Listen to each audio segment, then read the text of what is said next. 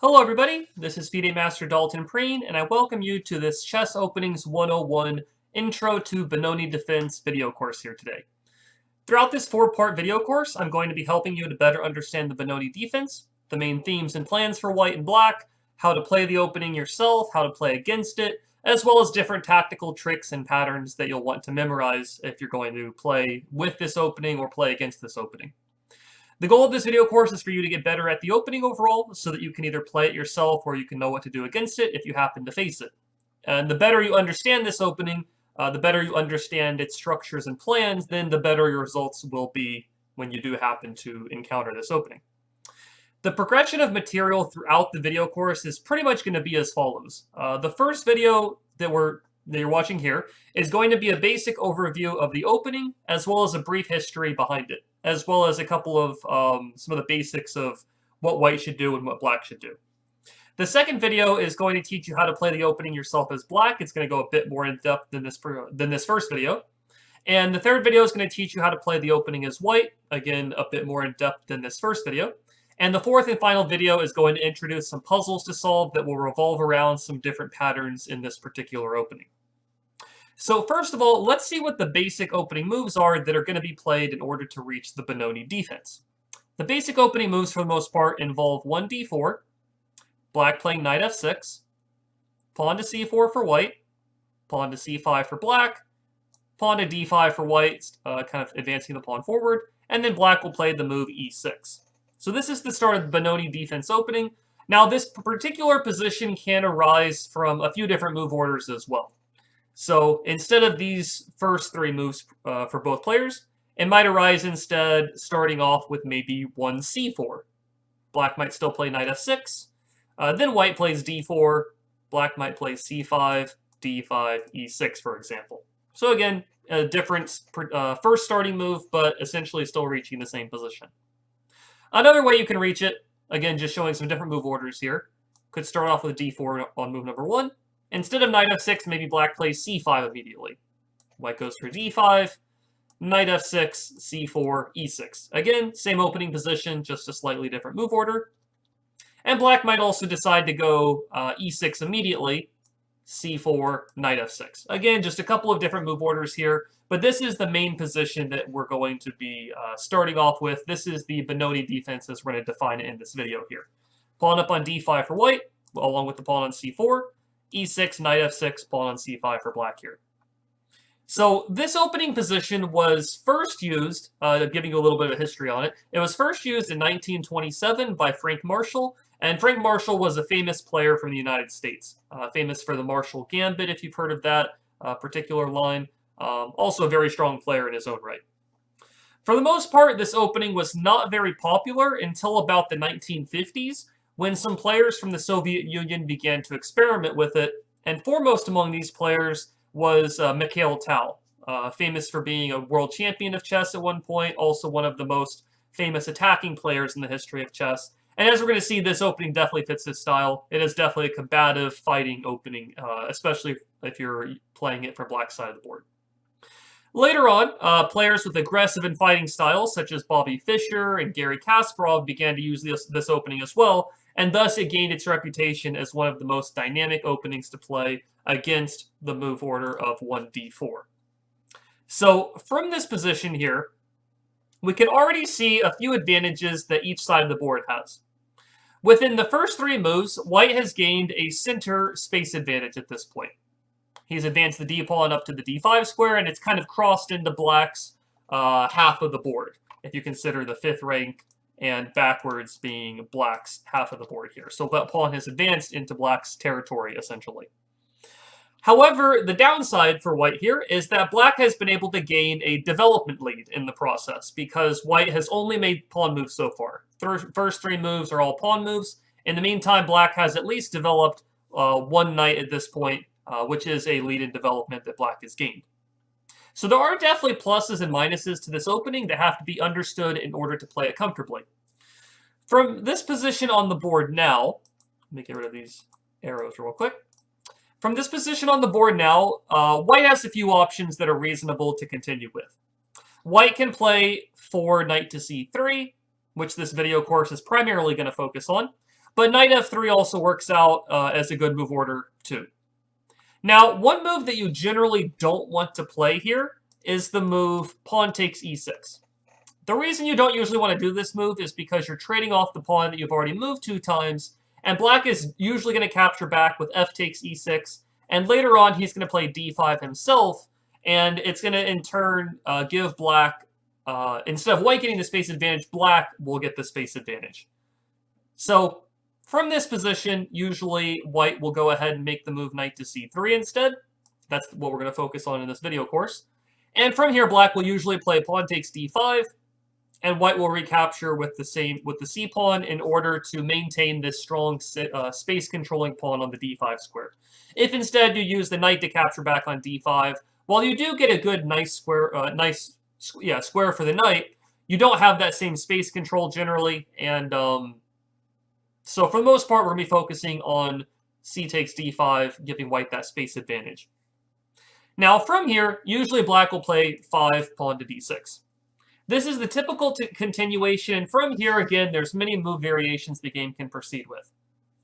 Now, before we look at specific moves that follow from here, and that's going to be a little bit of the focus in the future videos as well, one of the most important things to take note of are the pawn majorities that are created by this pawn exchange on d5 that we had.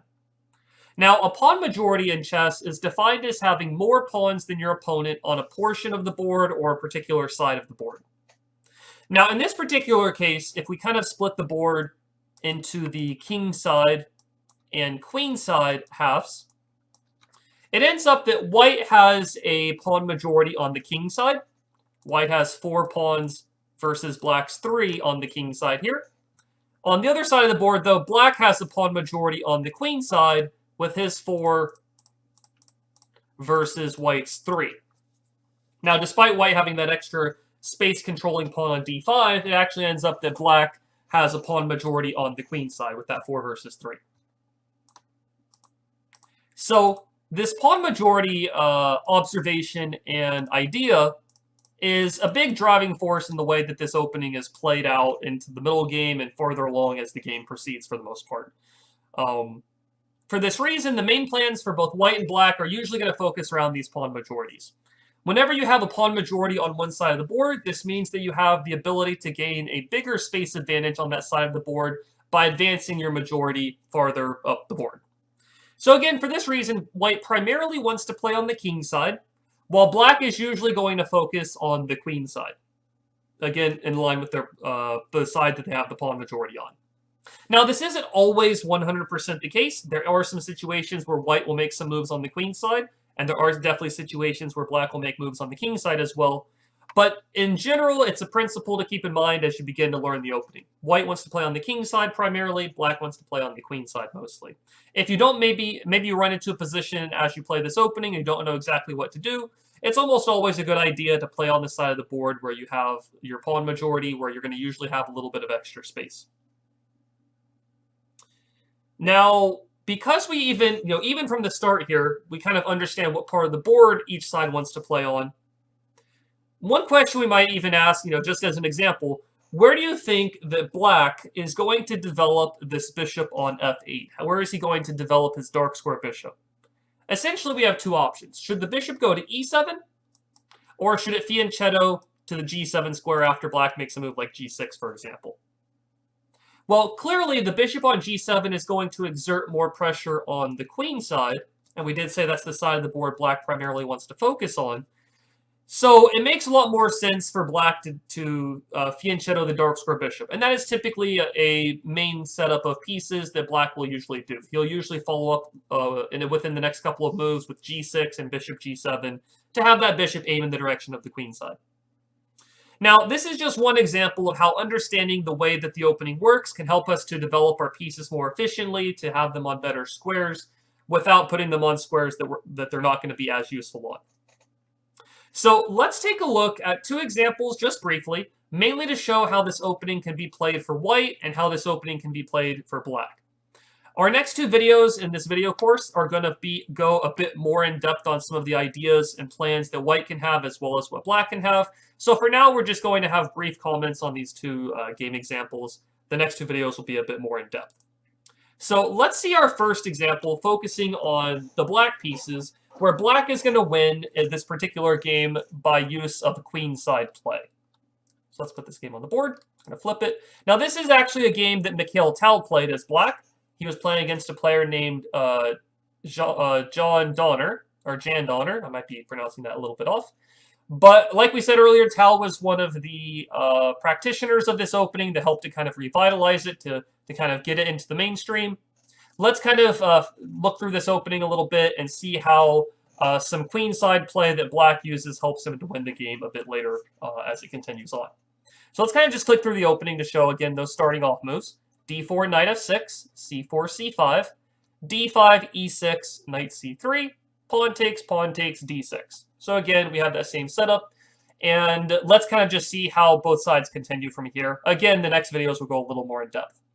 White plays knight f3. Black does go for g6 and prepares to fianchetto the bishop. White plays e4, gaining some space in the center, as well as pushing one of the pawns within his majority on the king side. Bishop g7, bishop to d3, again, aiming a little bit in the direction of the king side here, and also supporting the center pawn. Castle, castle. Castle makes sense. And now black goes for a6. Now this move might look a little weird, but again, the idea is to play on the queen side, and black wants to push his majority as well. Ideally, if white does nothing, black will play the move b5. If white, for example, just plays rook e1, b5 might follow, and black is gaining more space on the queen side of the board.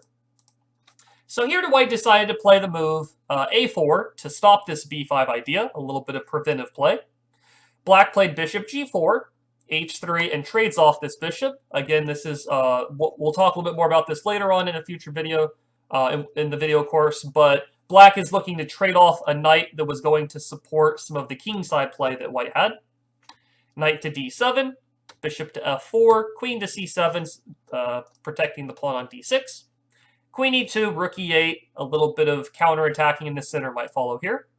But as we're going to see the game continue on, black is looking to hit the bishop, f4, trades off the bishop on the queen side, knight to d7, rook e1, queen b6, and queen to b4. Black is looking to trade queens here. Generally, when you're playing on the queen side versus an opponent who's playing on the king side, usually trading queens is a good idea because when the queens are off the board, it's a bit harder to play on the king side. It's harder to attack. And black doesn't mind the queen side. This trade will help him on the queen side. It might seem like the pawns are bad for black. It looks like he's doubling his pawns. But the problem is that after a move like knight d1, black now follows up with knight c5, attacking these two different pawns. And there's no way white can protect both. In this position, black would win a pawn here. So black is okay with this queen trade. White decides to avoid it with queen f1, but black decides to continue pushing his majority. c4, b5. He trades on c3. There's a trade of a couple of pawns. But now black has this passed pawn on the c-file. One of the big things with pawn majorities as well is that when you have a pawn majority, you can usually create a passed pawn with it. Black has now created this passed c-pawn, and he's going to advance it. And eventually white ended up resigning here because it's hard to guard the pawn and stop its advance, and black will also protect the square in front of it. For example, if white plays e5, c2, rook here, knight b3, the pawn's protected, black's going to win material, and black is going to win the game here. So this is just one quick example.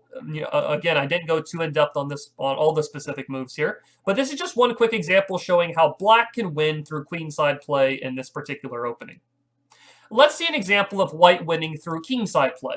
Again, not to show a bias for either side of the board, but mainly just showing an overall understanding for how the opening works. So let's see an example of white winning through kingside play briefly here.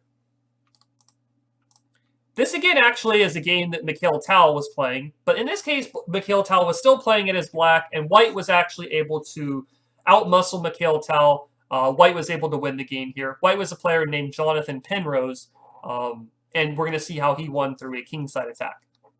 So the same opening setup for the most part. Slightly different move order here. Played e6 before c5, but essentially we're reaching the exact same opening setup. Again, e4, g6, bishop d3, bishop g7, knight e2, castle, castle, a6. Again, a6, black wants to play b5. And white goes for a4, again, to stop the move b5. Or this is going to kind of be a common pattern we're going to see throughout a lot of white's play, preventing black from getting that queenside expansion. Queen to c7, h3, knight d7, f4. White is advancing his pawn majority on the king side once again. Rook e8, knight g3, again aiming things in the direction of the king side. c4, bishop c2, but black is also pushing on the queen side as well. Knight c5, queen f3, knight d7, bishop e3, b5. Pawn takes, rook b8. Black is willing to make a pawn sacrifice. If white takes, black will take on b2 and continue to use his queenside play. White plays queen f2, pawn takes back, and white now advances that kingside pawn majority with e5. This is a pawn sacrifice as well, but it's looking to gain space. Pawn takes e5, f5. So he gives up the pawn on e5 in order to blockade the bishop and take away one of the squares the knight would like to move to.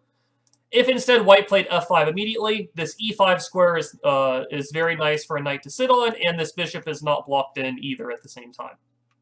So he played e5, pawn takes f5. Black plays bishop b7, rook to d1, bishop to a8, knight e4, knight a4, a trade of bishop for knight real quick, and then a capture on g6, which is opening up the f-file, and white is looking to get a very strong attack on the king side here.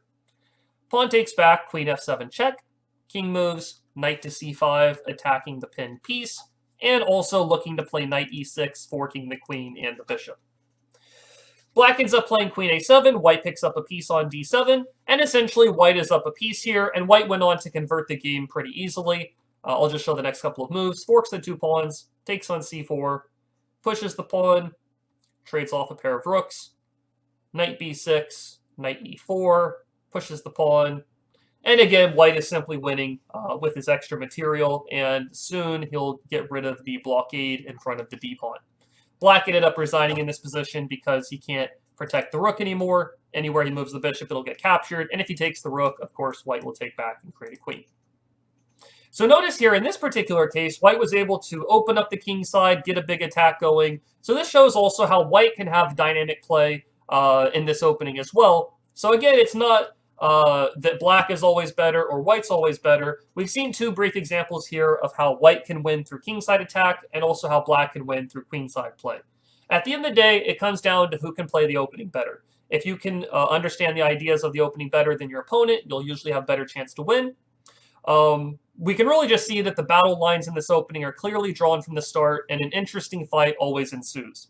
If you enjoy combative openings, which have a lot of fun, interesting, imbalanced positions in them, if you like to win, if you like to have battling openings, and definitely like to avoid draws, then this is definitely an opening that you'll like to play.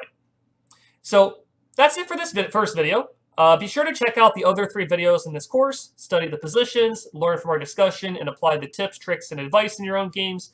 And I'm sure you'll get a better understanding of this opening and be better prepared to play with it or against it in your future games that you play.